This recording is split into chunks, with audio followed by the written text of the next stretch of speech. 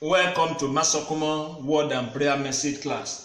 Mo kí yín káàbọ̀ sí kíláàsì ọ̀rọ̀ àti àdúrà Masokumo ti sáà yìí. Táàyè bá wà ṣe àmì ìpè ló mú Jẹ́fítà kúò tó mú jáde kúò láàrin àwọn ènìyàn asán. Yes or no? Gbogbo fámìlì tó ráàyè ṣàmì lórúkọ Jésù kí òrùn mẹ́sẹ̀gì tó wọ̀ ẹbí ẹ̀ máa jáde kúò nínú òṣì àtìṣẹ́ lórúkọ Jésù. Àmín. Mo ń kà láti inú ìwé Oníwàásù orí 10 ẹsẹ̀ ìkọkàndínlógún rẹ̀ ìpàdé Ecclesiastes chapter 10 verse 19c.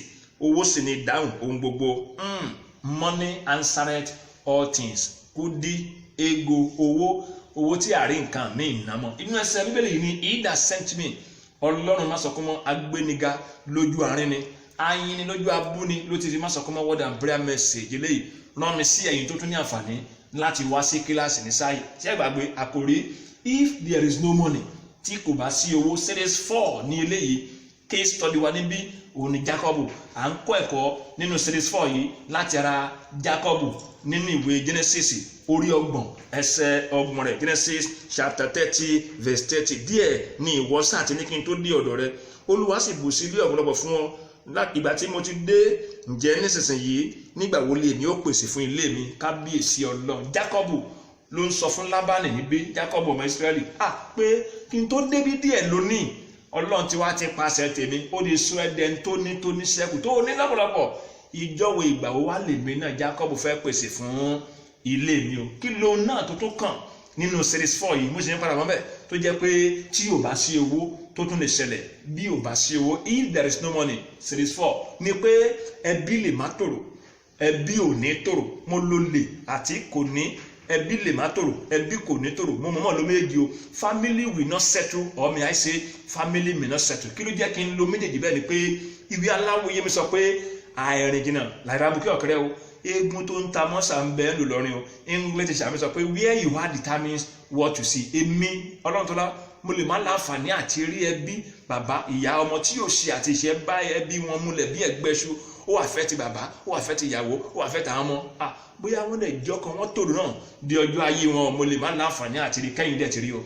Níbí yìí series 4 yìí pé ẹbí lè má tòrò, family may not settle. Jacob rèé ó ní ìpinnu, ó ní èròǹgbà tó dá ní ọkàn. Ṣé English ṣàbí sọ pé your decision determines how successful you will be in life.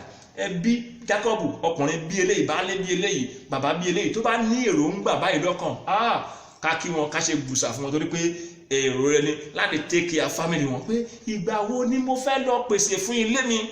Káwá nírú àwọn ọkùnrin báyìí tó jẹ́ baálé ọkọ bàbá tí a bí ọmọ fún tá à ń porúkọ ọmọ tó bá wá gbé ìgbésẹ̀ pé jẹ́ kí n struggle owó kí n take care ilé mi tí ò bá mú yẹ́sì jáde tó jẹ́ pé náà ló mú wá tí ò sí owó lọ́wọ́ wọn tí wọn rí kan mọ̀ tẹ́ pé a bí LLB ọlọ́mọ jàre o bó o ti lọ lọ́ọ́ bọ̀ o.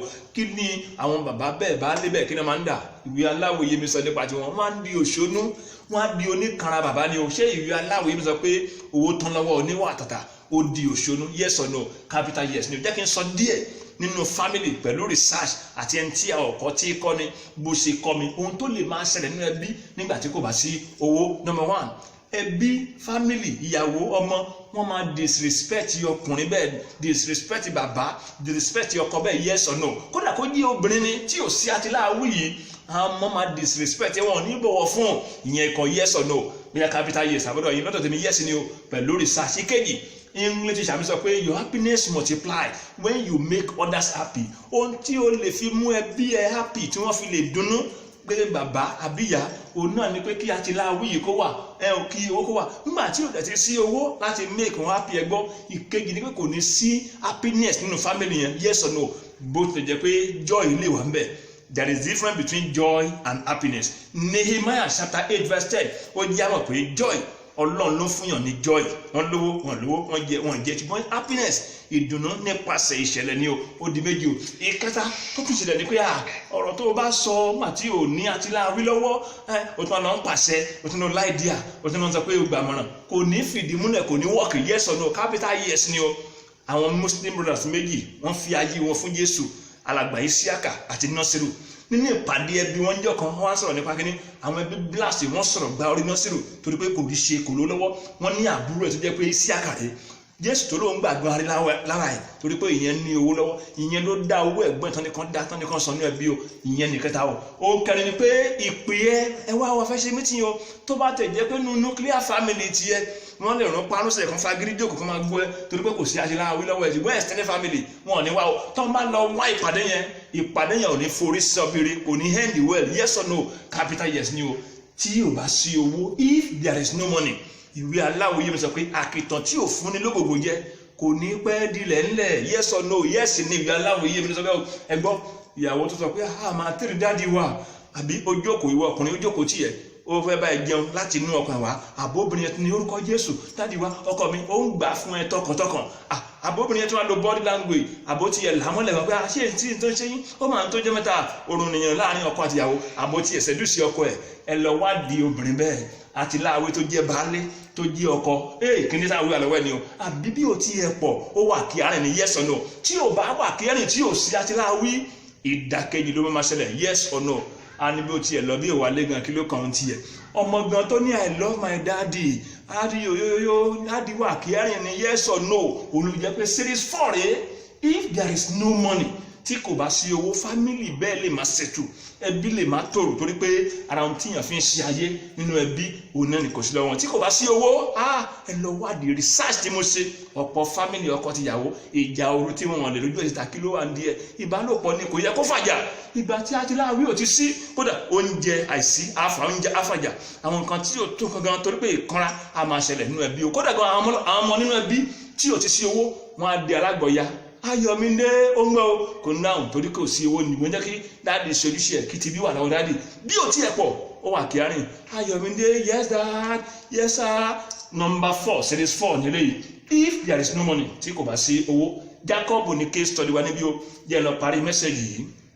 Ẹ gbọ́ ṣé bẹ́ẹ̀ ni owó ò sí èèyàn sùn yes or no.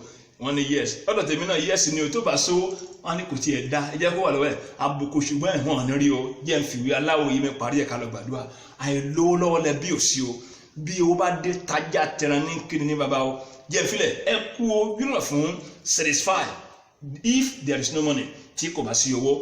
Táàyè bá wà ẹ ṣe àmì òṣì àti ìṣẹ́ àìní àti ìpọ́njú tó fi fámìlì ẹ̀ ti ilé tó ń gbé kó lè máa dàrú ṣáṣáṣá.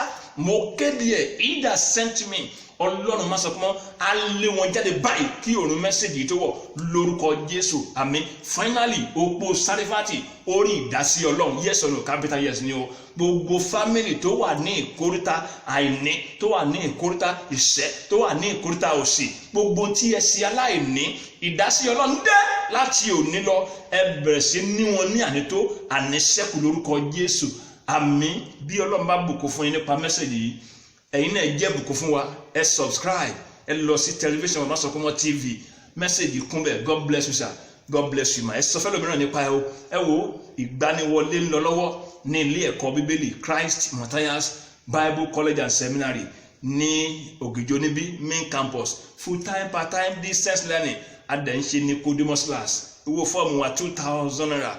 Tábà ti láǹfààní àti ìsọ̀rọ̀ lórí ẹ̀rọ ìbánisọ̀rọ̀ tá a ti sọ̀rọ̀ ó ti tán, iṣẹ́ ti bẹ̀rẹ̀ lọ́nìyẹn o.